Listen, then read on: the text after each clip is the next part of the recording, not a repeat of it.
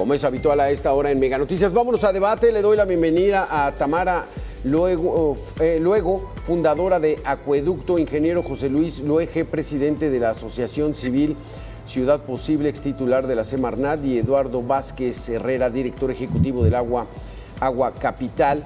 A los tres, muchísimas gracias por estar con nosotros. Empezamos, Tamara. Pues bueno, un tema primordial, el lugar común lo establece, el agua es vida. Estamos viendo cómo está lloviendo muchísimo en gran parte del territorio mexicano y eso es verdaderamente benéfico, la naturaleza lo agradece y nosotros en el tema de las aguas residuales nada más no hacemos nada, Tamara. Gracias, Alberto, y gracias a quienes nos escuchan hoy. Para mí el tema de las aguas residuales es un tema interesantísimo porque arrancamos de un concepto que yo pienso que ya debería de estar en desuso o hay que transicionar hacia dejar de usar este término residual, porque parecería que son aguas que ya no sirven para nada, ¿no? Este concepto de residuo, pienso que, por supuesto que define el uso que se le dio a las aguas, pero no describe el potencial que tienen estas aguas, ¿no? Entonces, creo que empezando por ahí, el cambio de paradigma para cambiar esta palabra. ¿Y por qué pienso que sirven para mucho las aguas residuales o las aguas de segundo uso, como me gusta llamarlas? Porque son, por supuesto, una fuente alternativa de agua importantísima, ¿no? Usar el agua una sola vez simplemente ya no es una opción y hay que darle el uso al agua las veces que lo permite, ¿no? En segundo lugar, las aguas residuales también son una fuente riquísima de subproductos de muy alto valor, ¿no? Como pueden ser lodos residuales que pueden ser grandes fuentes tanto de nutrientes para hacer productos para el campo, como una fuente alternativa de energía. Y por último, las aguas residuales también son una fuente de información que nos dan muchos datos sobre la salud de las ciudades. Entonces, por eso pongo esto sobre la mesa hoy, Alberto, cambiarle este nombre y cambiar nuestra visión sobre el tema. Sí, porque quizá cambiándole el nombre despertaríamos una nueva cultura, José Luis Luege, o ¿cómo ves? Son aguas de segundo uso, hay que aprovecharlas. ¿Cómo ves? Así es, gracias Alberto por la invitación, Tamara, Eduardo. Sí, efectivamente, el tema yo lo considero muy grave, Alberto.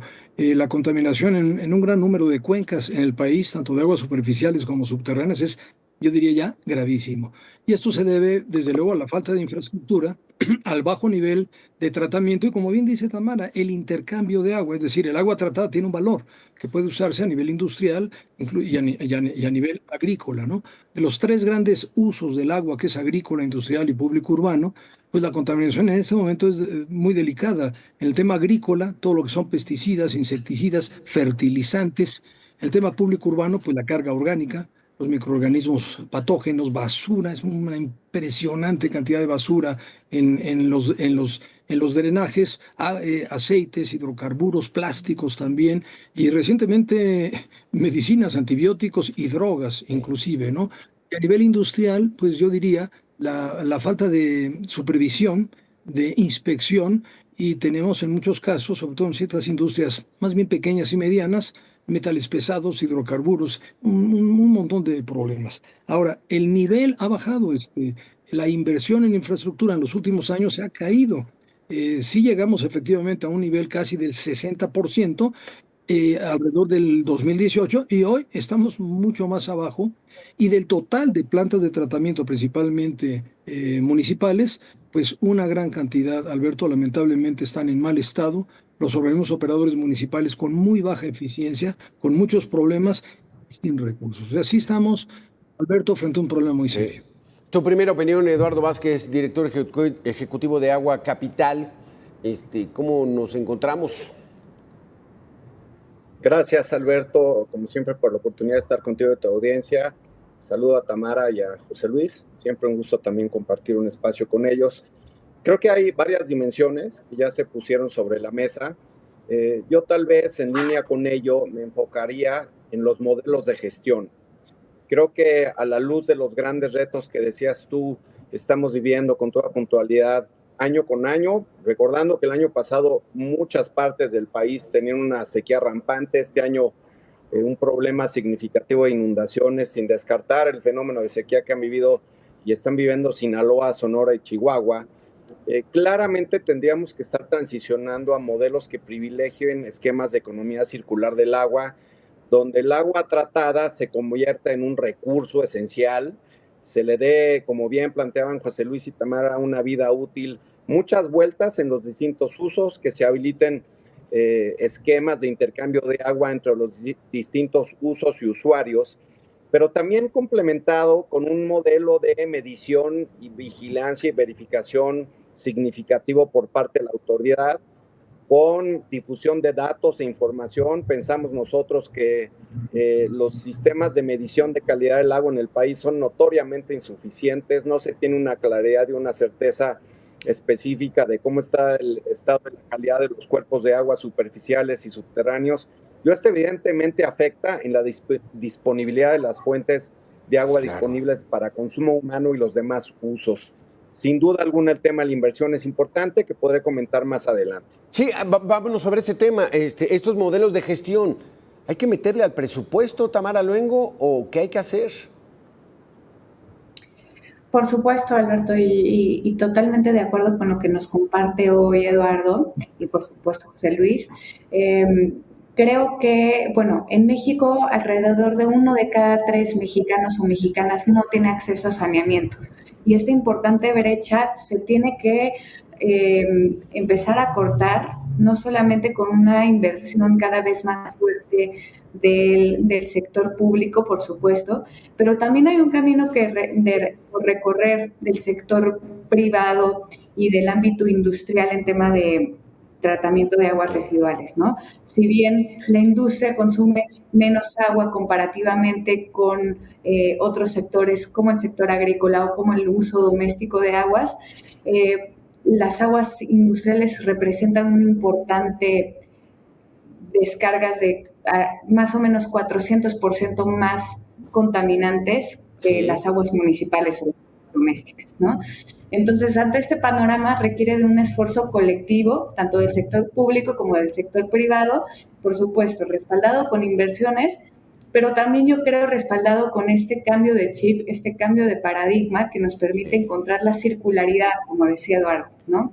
Hay muchos modelos interesantes en donde las empresas pueden incluso encontrar esquemas que le den circularidad y por lo tanto rentabilidad a sus procesos de tratamiento, ¿no? Entonces no es puro gasto, es inversión. Exactamente, porque José Luis Luenge, hay que decirle a la industria, oye, ten cuidado, ¿no? Contaminas pero brutalmente al agua. Pero no es dejarlo a su conciencia, José Luis. Hay que supervisarlos, sancionarlos, verdaderamente meterlos a la cintura. O sea, es una responsabilidad, sí, de los industriales, pero de quien supervisa, de quién es el rector, el gobierno, ¿o no? Pues mira, Alberto, efectivamente yo he participado con muchas industrias y lo que está pasando es la falta de inspección. O sea, los organismos gubernamentales, concretamente la Procuraduría, la Profepa y la propia Conagua, han disminuido muchísimo en su capacidad de inspección y de revisión. Y esto tiene que corregirse. En las últimas administraciones se ha castigado terriblemente a las áreas técnicas y a las áreas de inspección y de sanción de la Profepa y de la Comisión Nacional del Agua. Entonces es muy importante el reforzamiento de la Semarnat. Hay mucha discusión sobre la industria. Yo te puedo decir con la experiencia ya de muchos años que en general la industria en México, sobre todo la gran industria, sí ha cumplido y sí está cumpliendo. Tienen planes de plazo y tienen instalaciones, en muchos casos tecnológicamente muy avanzadas, con reuso del agua e incluso con circuitos cerrados. No, tenemos problemas mayormente es con la microempresa de actividades muy contaminantes, por ejemplo, los textileros, los que se dedican a la ropa, al teñido de ropa, etcétera, que descargan en drenajes municipales y luego viene directamente el drenaje municipal sin tratamiento a ríos, arroyos, a lagunas, ¿no? Entonces hay que verificar mucho, tienes toda la razón, a la industria, pero es fundamentalmente en las pequeñas industrias muy contaminantes donde está el problema. Ahora, yo insisto en los organismos municipales, Alberto, porque el problema que estamos teniendo es que los organismos están con muy bajas eficiencias. Hemos trabajado durante muchos años en convertir a los organismos en organismos técnicos, con personal técnico de carrera, y que no sean la caja chica, digamos, del municipio, sino que sea un organismo con cierta autonomía de gestión, con personal técnico de que no estén cambiando a cada Sí. rato a los directores y a los técnicos, ¿no? Los organismos operadores en el país están en general en muy mal estado y lógicamente de las cerca de 2.700 plantas municipales, pues yo diría una gran parte, un gran número, hay quien dice que hasta un 40% no están operando.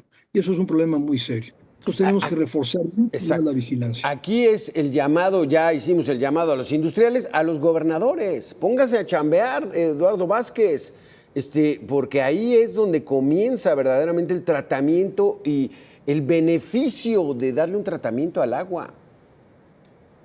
Sí, es importante recordar que en términos de la distribución de atribuciones a nivel constitucional, son los municipios, como bien decía José Luis, quienes tienen la responsabilidad de tratar el agua y descargarla con los parámetros adecuados en los cuerpos de agua. Pero justo retomando el punto que hace José Luis, de 3.960 plantas de tratamiento municipales, un estudio que nosotros acabamos de hacer, 1.249 requieren urgente rehabilitación y adecuación de sus tecnologías, 1.318 están fuera de circulación y de operación, lo cual implica que hay aproximadamente una inversión que está de alguna manera u otra detenida o fuera de operación de alrededor de 385 mil millones de pesos. Solamente se trata aproximadamente el 47% del agua.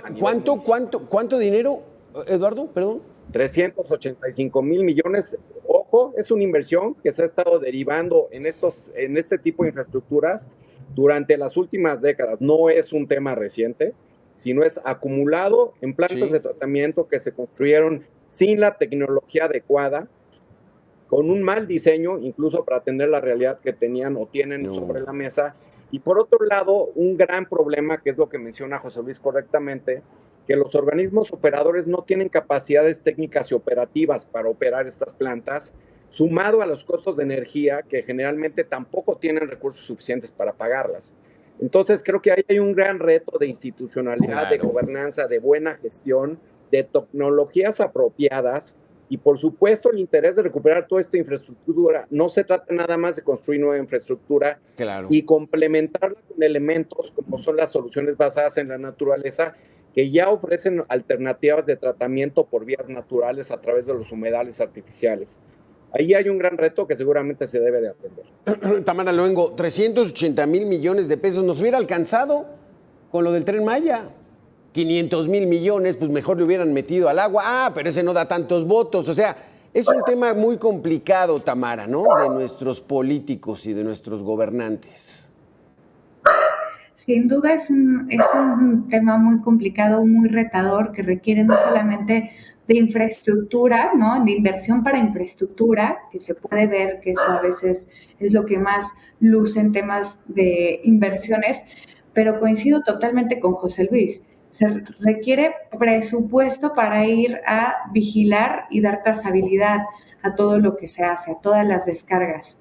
Actualmente las autoridades que tienen a su cargo o que son responsables de la vigilancia tienen limitada acción debido a recortes o disminuciones presupuestales, y eso limita mucho que se pueda dar que se pueda ir vigilando el cumplimiento y con ello transicionar hacia un esquema de, pues, por supuesto, en el que todos y todas cumplamos con la ley y la normativa, ¿no? Entonces, creo que sí es un presupuesto. A veces el presupuesto que más llama la atención es presupuesto que se va a infraestructura, ¿no? A cosas que se pueden mirar fácilmente, pero bueno, sí insisto que tiene que ser un presupuesto transversal que aborde todos los temas. Coincido también con Eduardo, monitoreo, ¿no? Tenemos una deuda con el país en temas de la cobertura de la red de calidad de agua, pero también en temas de la tecnología que tiene esta red de monitoreo. Y pues, como digo, es algo que frecuentemente no es tan vistoso, ¿no? Pero los datos son indispensables para nuestro país. Híjole, pues nos quedan 4 minutos, 1 minuto cada uno. ¿Con qué cerramos, José Luis Luege? ¿Cuál es la esperanza? ¿Cuál es la posibilidad de que mejoremos, de que atiendan como debe ser al agua que utilizamos? Pues mira, yo coincido aquí con lo dijo Tamara hace un momento y también Eduardo, el tema de inversión y el tema de presupuesto, que como lamentablemente estamos viendo en el presupuesto actual y desde luego todo el sexenio anterior, no hubo recursos suficientes ni para la Conagua y mucho menos para los organismos municipales. Hay una figura, Alberto, que se llama asociación público-privada. A mí me parece que estos consorcios de asociación público y privado pueden perfectamente apoyar las grandes necesidades que tenemos de inversión en este momento. Lamentablemente en el sexenio anterior se creó la idea de que la asociación público-privada era privatizar el agua y esto no es cierto. En realidad los consorcios público-privado te permiten grandes inversiones de proyectos complejos, plantas tratadoras, acueductos, sistemas de bombeo, de potabilización, etcétera, prorrateado a largo plazo, en donde el consorcio, que es 99% privado, tiene que operar. Exacto. He planteado mucho esta figura que me parece ayudaría en este momento. Y bueno, mucho más por hacer. Exactamente. Eduardo Vázquez, 1 minuto.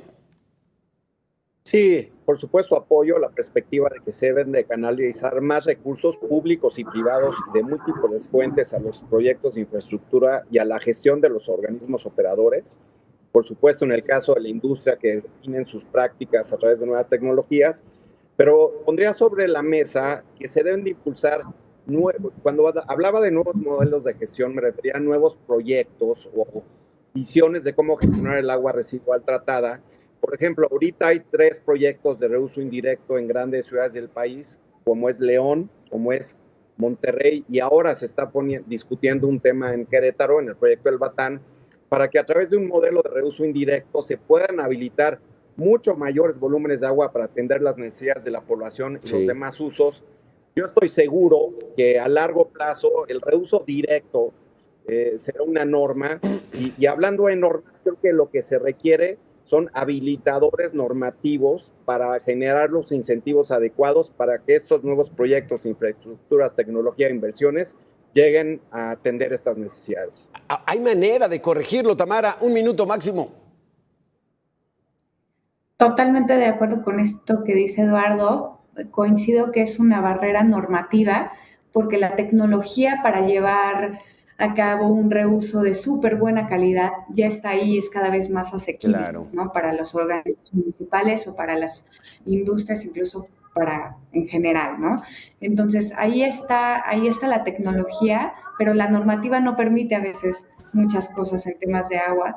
Y hay que recordar que al menos la inversión en agua o la inversión en específico en saneamiento no es solamente inversión en tiempo. Es una inversión en salud, claro, en paz, en educación, ¿no? Entonces nos vamos con eso. Entonces, se necesita inversión privada, se necesitan nuevos modalidades de modelos de gestión, ¿no?